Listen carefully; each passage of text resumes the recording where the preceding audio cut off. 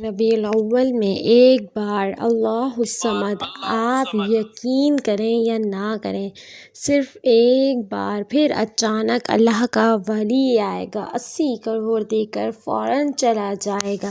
بسم اللہ الرحمن الرحیم۔ محترم ناظرین، میرے بھائیوں، آج تک میں نے اپنی زندگی میں کسی کی ذمہ داری نہیں دی، یہ نہیں کہا کہ میں پوری ذمہ داری دیتا ہوں، 100% گارنٹی سے آپ کو یہ وظیفہ آج بتاؤں گا، اپنا آزمودہ وظیفہ، اور جس کو بتایا اس کی قسمت میں فوری طور پر دولت آئی۔ دولت کا آنکھوں دیکھا گواہ میں ہوں، اپنی آنکھوں سے لوگوں کے پاس اس وظیفے کو، اس عمل کو بتانے کے بعد لوگوں کی جیب میں دولت آتے دیکھی ہے۔ جو بھی زندگی میں ہم وظائف پڑھے ہیں، یعنی میں نے جتنے بھی زندگی میں وظائف پڑھے ہیں، آج نماز فجر کے بعد اللہ الصمد کا یہ وظیفہ پڑھ لینا، قسمت میں اگر دولت کی بارش شروع نہ ہو جائے تو مجھے پھر کہنا، ایک دن میں انشاءاللہ آپ لوگ نتیجہ دیکھیں گے۔ جس طریقے سے یہ عمل بتا رہی ہوں، آپ لوگ پڑھ لیتے ہیں اور دلوں میں وسوسے نہیں رکھتے۔ آپ لوگوں کے وظائف اس لیے اثر نہیں ہوتے کہ دلوں میں پہلے سے ہی وسوسے ہوتے ہیں، لازمی ہوتے ہیں، اور جس کے دل میں وسوسہ نہیں ہوتا اس کو غیبی مدد فوری طور پر ہوتی ہے۔ جو پریشانیاں دنیا میں آتی ہیں، اس کی دو صورتیں ہوتی ہیں، یا تو وہ آزمائش ہوتی ہے یا وہ عذاب۔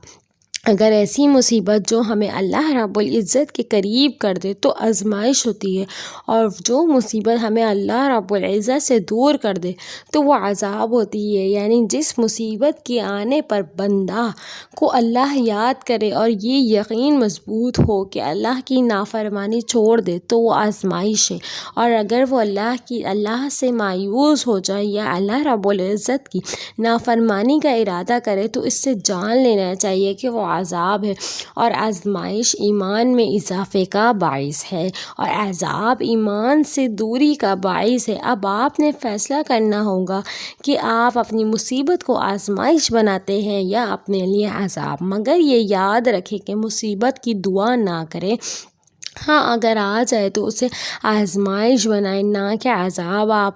آپ اللہ کے قریب ہونا چاہتے ہیں اور اللہ آپ کو اپنے قریب کرنا چاہتا ہے، آپ چل کر قریب ہونا چاہتے ہیں اور وہ دوڑ کر آپ کو اپنے قریب کرتا ہے۔ مسلمان اپنے رب کی عظمت اور قدر خوب پہچانتا ہے، اور اس بات کو بھی خوب پہچانتا ہے کہ وہی اس کا مالک ہے جس نے اسے پیدا کیا اور اسے رزق دیا، اس کے سوا اس کا کوئی پروردگار نہیں، اور یہ ہے کہ وہی اس کا معبود برحق ہے، اس کے سوا کوئی معبود نہیں، اور یہ کہ وہ ہر کمال کے ساتھ متصف اور ہر کمی سے پاک ہے۔ پس اس کی محبت، اس کے وقار اور جلال سے اس کے دل لبریز ہو جاتا ہے، سو وہ اس رب العزت کے ساتھ تعلق کو بہترین بنانے کی صورت ظاہر کرتا ہے، جس میں سے کچھ آداب یہ ہیں جو میں آپ کو بتا رہی ہوں۔ میں اس کے وہ امر کی فرما برداری کرتی ہوں اور اس کی نواہی کو چھوڑتی ہوں، اور اس کی اطاعت پر کسی کی اطاعت کو مقدم نہیں کرتی، اور میں عبادت خالص اللہ کے لیے کرتی ہوں۔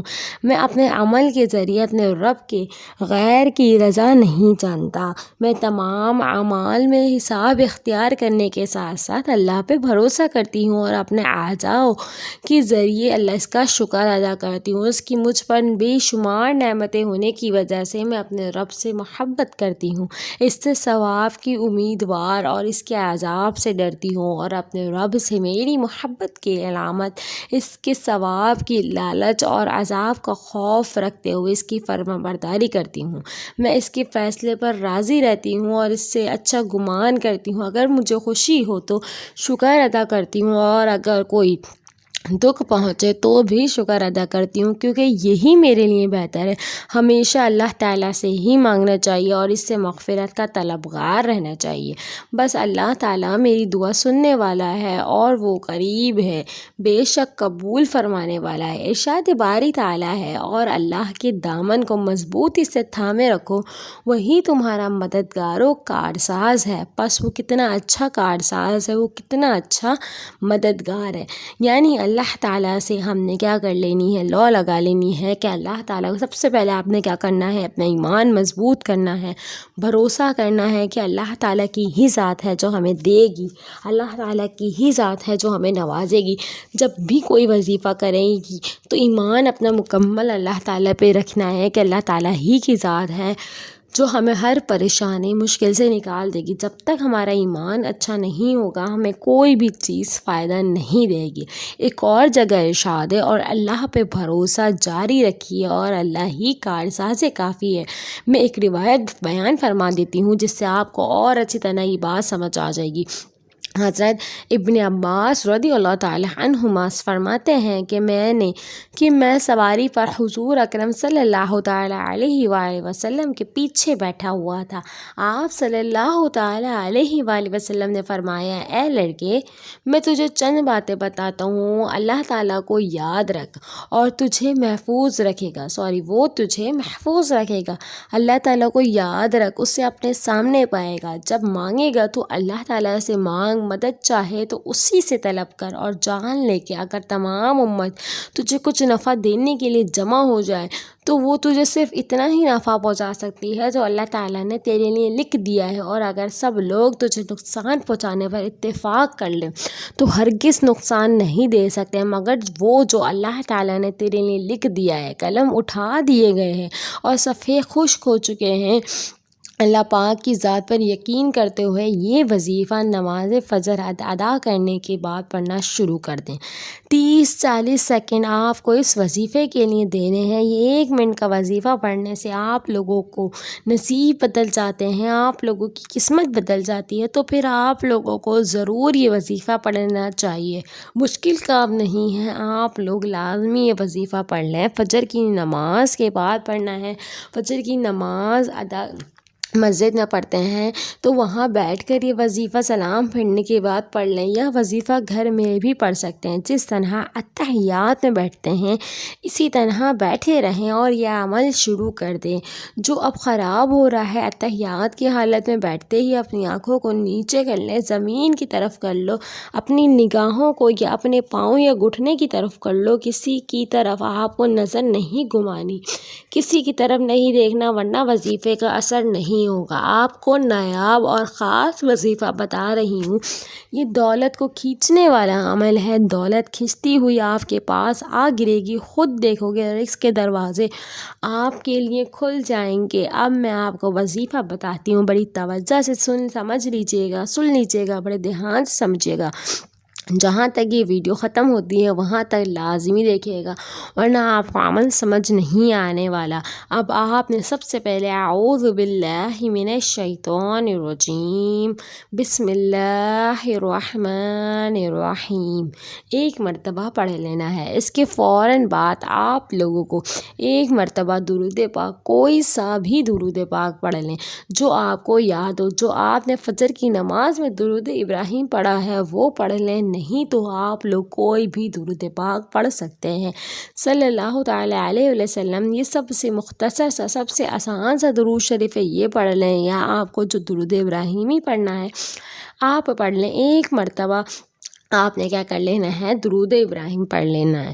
درود ابراہیم پڑھنے کے فوراً بعد سب سے پہلے آپ تمام دوستوں کو سورہ فلق پڑھنی ہے۔ کون سی سورہ پڑھنی ہے؟ سورہ فلق پڑھنی ہے۔ اگر آپ لوگوں کو سورہ فلق یاد ہو تو ٹھیک، نہیں تو آپ لوگ دیکھ کر اچھی طرح پڑھ لیجئے گا۔ بسم اللہ الرحمن الرحیم پڑھیے گا، پھر سورہ فلق پڑھ لیجئے گا۔ یہ کل اعوذ برب الفلق والی سورت ہے، آپ تو یہ پڑھ لینی ہے۔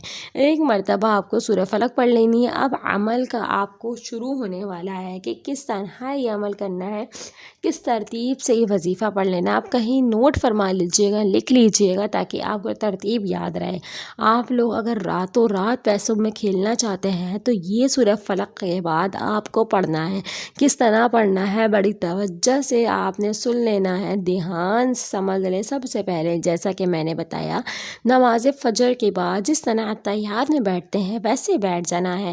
سلام پھیرنے کے بعد اپنی انگلیوں کو فوراً نیچے کر لیں۔ ایک مرتبہ اعوذ باللہ من الشیطان الرجیم بسم اللہ الرحمن الرحیم پڑھنے کے بعد ایک مرتبہ درود پاک پڑھ لینا ہے کوئی سا بھی، پھر آپ نے ایک مرتبہ سورہ فلق پڑھ لینی ہے۔ اب آپ لوگوں کو سیدھے ہاتھ کی انگلیوں پر یہ وظیفہ پڑھنا ہے یا تسبیح کے دانوں پر پڑھ لیں۔ اگر آپ کے پاس تسبیح موجود نہ ہو تو سیدھے ہاتھ پر کس طریقے سے پڑھنا ہے یہ اچھی طرح سمجھ لیں۔ سیدھے ہاتھ کی پہلی انگلی پر 3 مرتبہ آپ نے کیا پڑھ لینا ہے، اللہ الصمد، 3 مرتبہ اللہ الصمد۔ جب آپ لوگ پڑھ لیں اللہ الصمد اللہ الصمد اللہ الصمد، سیدھے ہاتھ کی پہلی انگلی پر جب 3 مرتبہ آپ لوگ اللہ الصمد پڑھ لیں، اب سیدھے ہاتھ کی دوسری انگلی پر 3 مرتبہ آپ نے پڑھنا ہے یا عزیز یا عزیز یا عزیز۔ یہ وظیفہ آپ کو پڑھنا ہے۔ جب آپ لوگ یہ دونوں وظائف پڑھ لیں تو اس کے بعد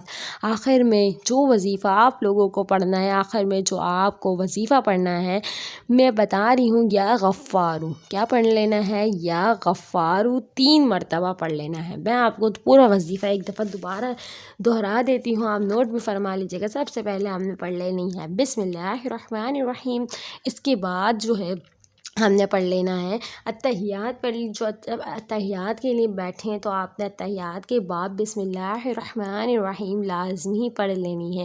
اس کے بعد جو ہے ہم نے ایک دفعہ درود شریف پڑھ لینا ہے، پھر ہم نے بسم اللہ الرحمن الرحیم پڑھ لینی ہے، پھر سورہ فلق پڑھ لینی ہے۔ اس کے بعد جو ہے ہم نے اللہ الصمد اللہ الصمد اللہ الصمد ایک انگلی پر، دوسری انگلی پر یا عزیزو یا عزیزو یا عزیزو دوسری انگلی پر، پھر تیسری انگلی پر ہم نے کیا پڑھ لینا ہے، یا غفارو یا غفارو یا غفارو یا غفارو۔ آپ نے اسی طرح یہ پڑھتے رہنا ہے اور یہ وظیفہ بہت ہی خاص وظیفہ ہے، 3 مرتبہ پڑھ لینا ہے۔ اس کے بعد ایک دفعہ درود شریف جو آپ نے شروع میں پڑھا تھا وہی آخر میں پڑھ لیجئے گا، اور جتنا زیادہ یہ وظیفہ پڑھیں گے اتنا زیادہ کرامت ہے۔ آپ کوشش کریے گا کہ یہ وظیفہ بہت زیادہ جتنی دفعہ پڑھ سکتے ہیں پڑھ لیں، اس کی کوئی تعداد مقرر نہیں ہے، لیکن جب آپ یہ پڑھیں گے تو آپ دیکھیے گا اللہ تعالیٰ آپ کی پریشانیاں